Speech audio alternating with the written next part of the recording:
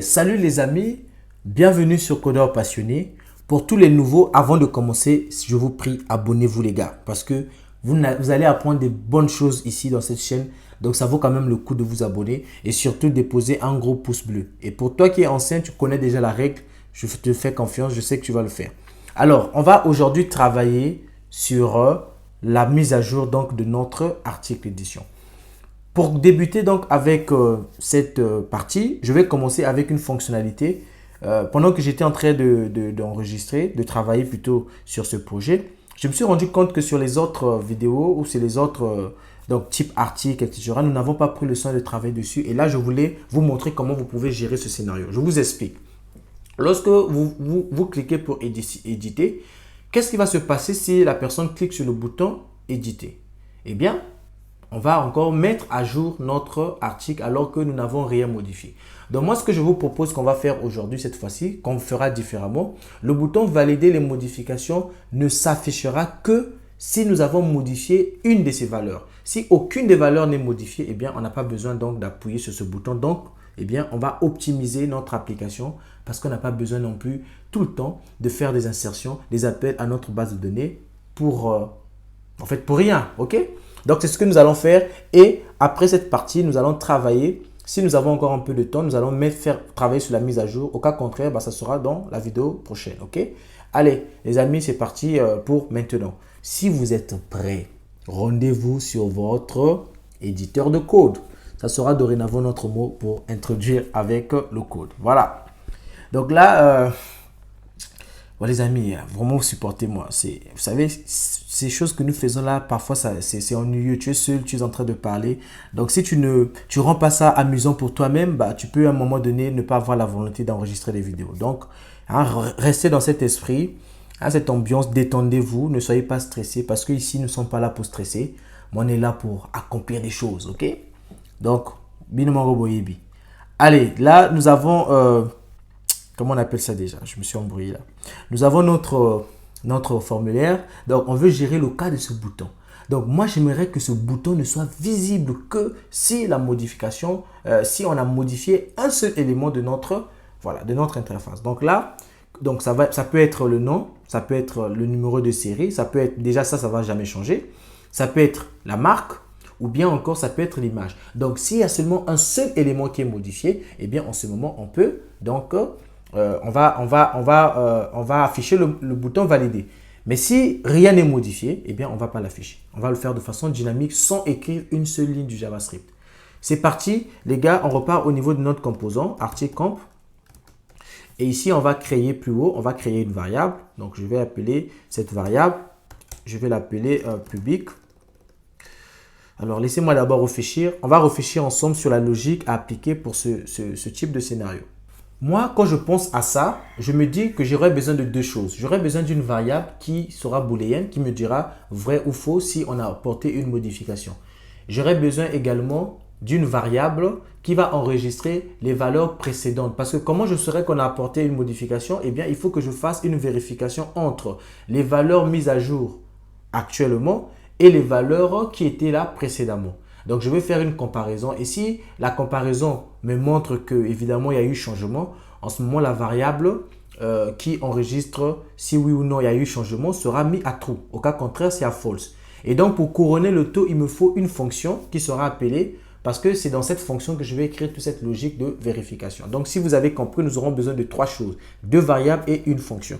C'est parti pour la création donc, de nos variables. On va dire ici là, as change et edit,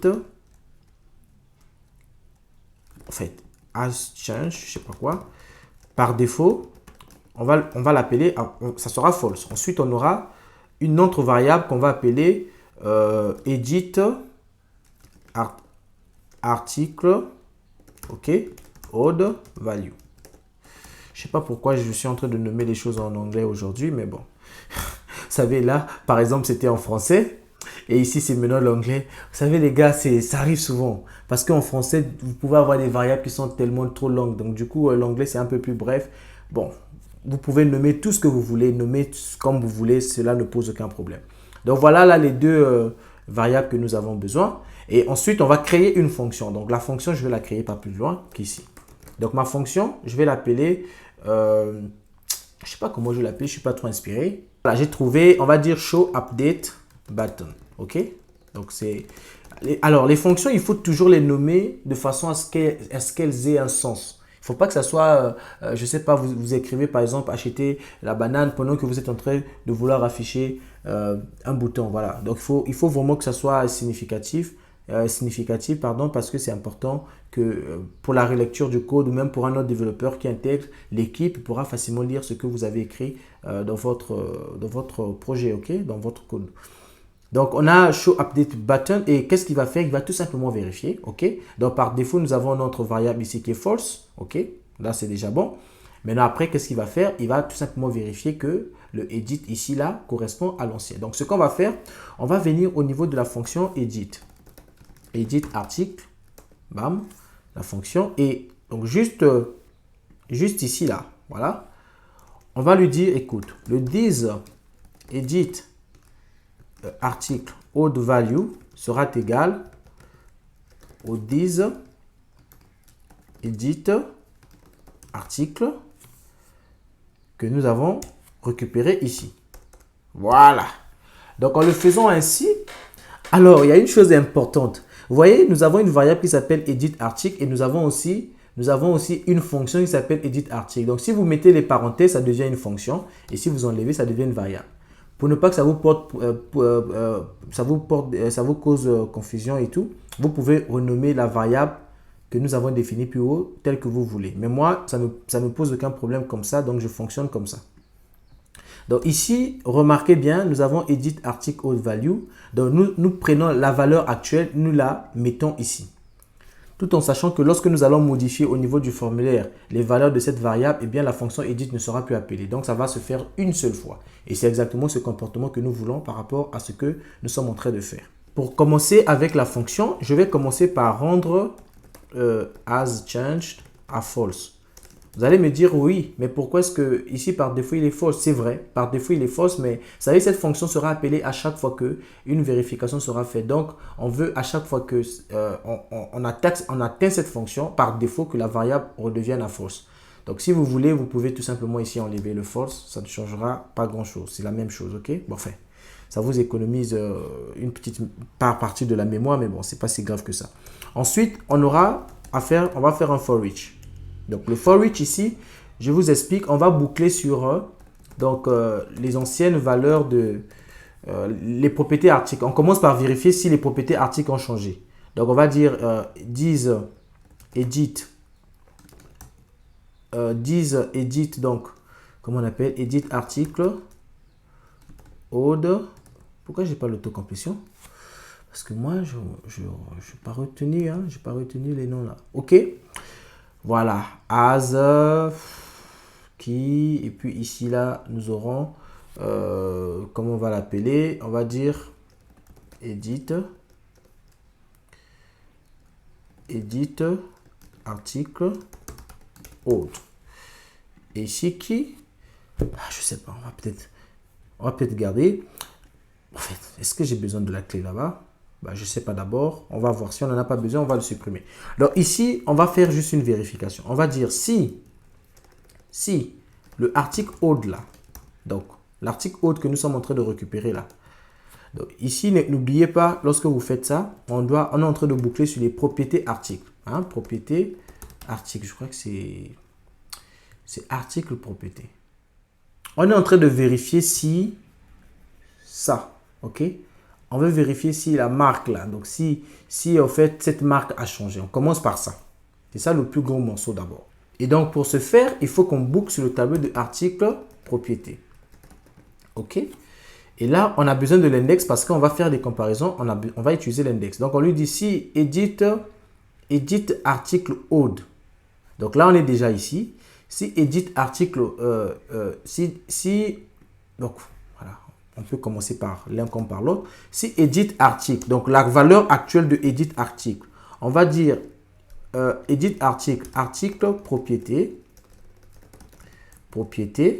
et on lui passe l'index. Donc à l'index, index, et ensuite on vérifie la valeur. Ok.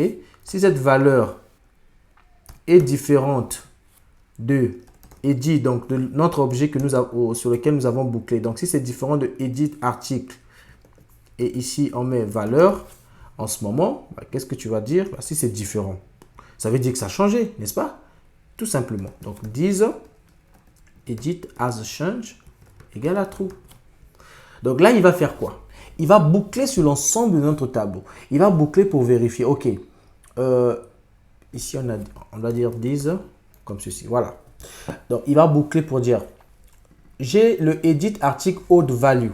Remarquez, rappelez-vous, on avait fait la copie au niveau de l'edit.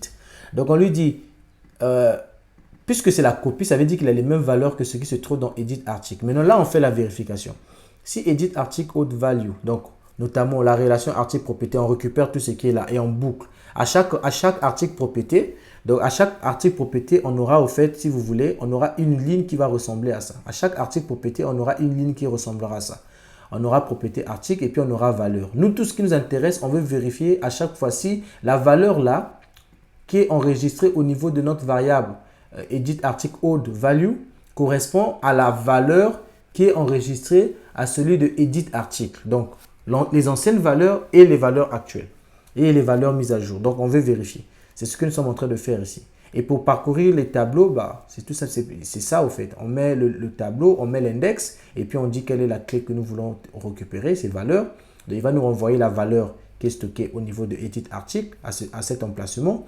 Et on va vérifier avec la valeur qui est stockée au niveau de cet objet qui, au fait, tout simplement est un élément de ce tableau parce que nous sommes en train de boucler. Donc, à chaque tour, il va mettre à jour cette valeur. Donc, ça va nous permettre de vérifier sur toutes les propriétés articles qu'un article peut avoir et on va vérifier les valeurs. Dès l'instant, il y aura une seule valeur qui sera pareille, qui sera peut-être différente. En ce moment, on met notre variable à true. Donc là, on a fini avec la partie du for each. On va cette fois-ci vérifier avec le if. Donc, avec le if, il sera un peu plus costaud, je crois, parce qu'avec le if, on va vérifier trois choses. On va vérifier, je crois, 4, le nom, le numéro de série, et puis on va vérifier on va dire la photo. Sachez que ici, ça sera toujours pareil. OK? Donc, on n'a pas besoin de vérifier le type. Donc, c'est parti. On va dire ceci. Je crois que je vais juste copier ce qui est là. OK? Je copie ce qui est là. Et là, je vais dire edit article non. Ça sera beaucoup plus court. Si c'est différent de this edit, donc ici non. Voilà. Ou bien, donc, ou, on va copier, dupliquer, no série. Donc, on a le nom, le numéro de série, et puis il ne nous reste plus que l'image. Donc, pour l'image, on va juste dire edit photo. Donc, on va dire si edit photo, cette fois-ci, est différent de nul. Parce qu'au fait, edit photo, on ne peut pas comparer si l'ancienne edit photo, non. Quand edit photo a une valeur, eh bien, ça sera pas nul. Mais s'il n'a pas de valeur, ça sera nul. Donc, c'est ce que nous voulons tout simplement indiquer ici. Donc, si edit photo est différent de nul, ça veut dire que edit photo, donc on va vérifier si le nom ne correspond pas entre l'ancien et le nouveau, ça veut dire qu'il y a eu changement. Ou bien, si le numéro de série ne correspond pas, ça veut dire qu'il y a eu changement. Ou en cas contraire, si edit photo n'est pas nul, ça veut dire aussi qu'il y a eu changement. Donc, en ce moment, qu'est-ce qu'on fait? Bah, on va tout simplement faire un this as changed. OK? As changed égale à ça. OK? Et là, bah, on peut tout simplement, si on veut, on peut retourner la valeur de edit. Je crois que là, on va peut-être changer un peu les choses à ce niveau. Pourquoi avoir créé cette valeur, cette variable alors? On va enregistrer. D'accord? J'ai mis un peu des doutes là. C'est pas la peine qu'on retourne. Je sais pas pourquoi on retourne. Je suis en train de m'embrouiller là. C'est bizarre. Donc là, on va tout simplement utiliser cette variable pour tester. Donc, où est-ce qu'on va appeler cette fonction? Parce que cette fonction, rappelez-vous, cette fonction, en fait, doit être appelée quelque part. OK? Et le meilleur endroit, pardon, d'appeler cette fonction, c'est dans le render. OK? Donc, on va venir au niveau du render et puis on va ajouter notre condition ici. On va dire if. Donc, la condition qu'on va ajouter au niveau de notre render, ce serait tout simplement de dire si le edit article OK?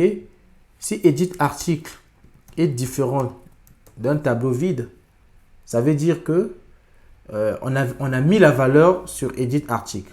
Donc, en ce moment, qu'est-ce qu'on fait? Ben, on appelle tout simplement notre fonction. Comme ça, il va écouter les différents changements que nous allons apporter.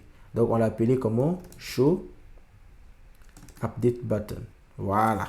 C'est tout ce qu'on va faire ici. Donc là, il va vérifier.